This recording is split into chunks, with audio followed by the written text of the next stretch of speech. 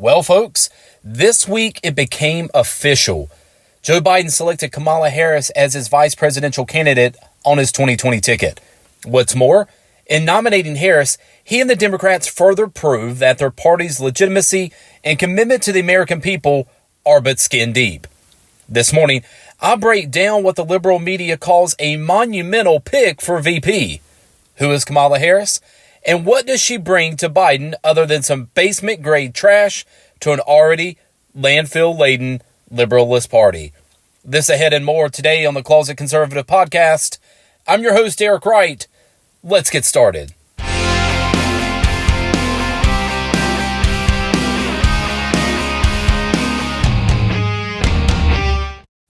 On Wednesday, Joe Biden selected former failed 2020 presidential hopeful and current California Senator Kamala Harris as his VP. Folks, I'm here to tell you, the tea leaves were held for old Kamala months and months ago. Despite being a flop of a candidate for president, Harris was the best of the worst of the rest for Biden to choose. But I want to take a closer look at this Kamala the Moderate, so coined by the liberal mainstream media outlets of CNN and MSNBC. And for starters, Kamala Harris is no moderate, ladies and gentlemen. In fact, the word doesn't exist in her vocabulary. And I'm here to provide some examples of that. For starters, let's dig into old Kamala's statements on guns. And I want to reference a Politico report last year on the now Democratic V.P. during her failed 2020 presidential American tour. And in the story, Harris joined her fellow liberals, Democratic House Speaker Nancy Pelosi, Joe Biden, and fellow failed DNC candidate for Prez, Beto O'Rourke, attacking AR-15 rifles. And, according to Democrats, the AR in AR-15 stands for assault rifles. Of course, this is entirely inaccurate, for the AR in AR-15 stands for Armalite rifle, after the designer. But you see, liberals like Harris further attempt to deceive the masses on the language of firearms, and all in their attempt to dupe the American people to have them think that all weapons manufactured today are military grade and not for normal usage. Harris started her gun reform policy by saying, well, when we look at the issue of assault weapons, let's be clear.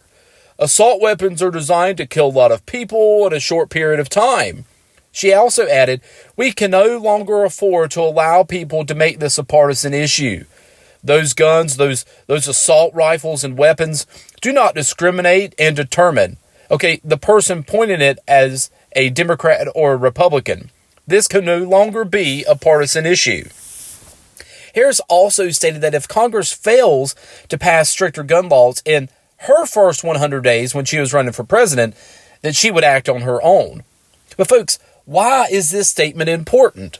Well, for starters, should Biden win in November, Kamala will preside over the Senate and be directly responsible for wrangling in votes to further chastise and bankrupt every gun and ammo manufacturer in this country. And in the event of a tie, Harris would have the power to execute the tie-breaking vote and push Biden and his fellow liberals' plan to disarm every law-abiding American. When Joe Biden announced Kamala Harris as his vice presidential candidate on August the 11th, he described her as a fearless fighter for the little guy and one of the country's finest public servants. So, how tough truly is Kamala Harris? Well, for starters, during her tenure as San Francisco's chief prosecutor, however, she showed no signs of fighting for the little guy when she failed to prosecute any of the sexual abuse claims brought against the Catholic Church priests in the city, despite outcries from victim groups. According to Peter Schweitzer, president of the Government Accountability Institute, during Kamala Harris's 13-year tenure as district attorney and then California State Attorney General, she failed to prosecute even one case of priest sexual abuse in the entire state of California. Though during the same period, at least 50 major cities had brought charges against priests. Not only was Harris not busy prosecuting Catholic priests for the rape and molestation of young boys in the state of California, but she was also busy taking money from the Catholic Church for her re-election campaign.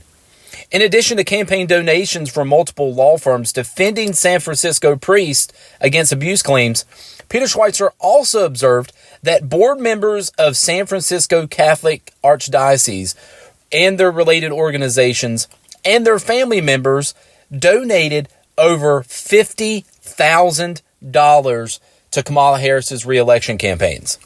Folks, it would appear that Harris was and is nothing more than soft on crime, especially when it involves the forcible rape and sexual assault of minors. Perhaps in the eyes of Sleepy Joe, who favors inappropriate touching, Harris is a good fit to turn a blind eye to Biden-esque boyish body curiosity. By now, everyone in America is aware of Biden's "you ain't black" statement on the morning radio show The Breakfast Club with host Charlamagne the God. You all remember the one. Joe Biden attempted to lock up the Democratic black vote by saying that if blacks don't vote for him, then they're not truly black. Well, Kamala Harris has her own issues with the exact same radio show. In February of 2019, Harris was asked by the host, Charlamagne the God, of her marijuana usage while attending Howard University. Harris outright lied about not only when she smoked, but she attempted to sister herself as she fabricated her token history. Listen for yourself. Here, I'm going to play the soundbite. Have you ever smoked? I have. Okay. Like I inhaled. I did inhale. It was a long time ago. What does Kamala Harris listen to? What were you listening to when you was high? What was on? What song was it? Oh, my goodness. Oh, yeah, definitely Snoop. Tupac, for sure. Did you hear it? That's right. According to Kamala Harris, she was laid back, smoking weed while listening to the gangster rap lyrics of Tupac and Snoop Dogg. The problem is, folks, both Tupac Shakur and the godfather of West Coast rap, Snoop Dogg, didn't release their first albums until 5 years after Kamala Harris graduated from college in 1986.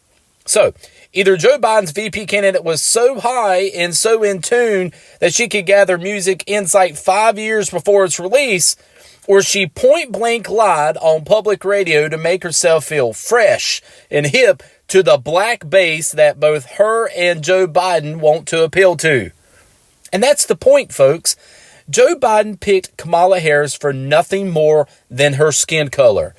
Joe Biden and the Democratic Party are further spitting in black Americans' faces by attempting to deceive them into thinking that Kamala Harris, half Jamaican, half Indian, is a true sister of the streets. Hardly the case, folks. Harris didn't grow up on the streets. Instead, she grew up in a nuclear family of both her mother and father and other siblings. She doesn't know what it's like to be hungry. She didn't run the streets of Oakland seeking acceptance and security. This illustration is nothing more than an outright lie by both Biden and Harris, and ultimately the Democratic Party. And that's just like her and her West Coast gangster rap love. Like the entire Democratic Party, Joe Biden cares nothing for the advancement of black people in America. For Joe Biden's 51 years, folks, in politics, he hasn't been instrumental in preserving the black race. No. In between stumping for ex-KKK congressmen like Robert Byrd of West Virginia, Joe Biden has strived to keep African Americans needing something, wholly desperate and dependent on Democratic lawmakers just to make ends meet. And now he throws a wannabe sister in Kamala Harris to his 2020 ticket in hopes that African Americans in this country will buy into his "Biden has the backs of blacks" credo. This pick is outrageous, and it should be considered highly offensive to all people in this country, to the Democratic Party, and especially to every black man and woman in the United States. It is absolutely mind-boggling that the best that the DNC could muster up to run against Donald Trump in November was Joe Biden. And now we have Kamala Harris as his running mate, a wannabe poor failed prosecutor who turned a blind eye to the weak, to the vulnerable kids being raped and assaulted by Catholic priests as she was padding her pockets with church cash. A woman who is being labeled a moderate by the liberal-controlled media, who, if Joe Biden is elected, will help increase the taxes on the poor and keep their oppressive history alive with the Democratic dumpster-leaving conditions for minorities in this country. After all, that is what Joe Biden has fought for his last 51 years in politics. I want to thank you all again for tuning in today.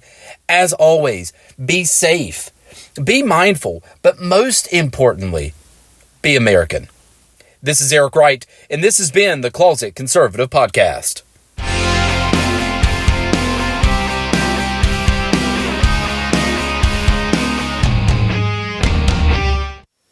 If you enjoyed this episode, be sure to subscribe to our podcast. Please remember to give a 5-star review and share our podcast with your friends. The Closet Conservative Podcast is a production of The Liberty Loft. Copyright The Liberty Loft 2020.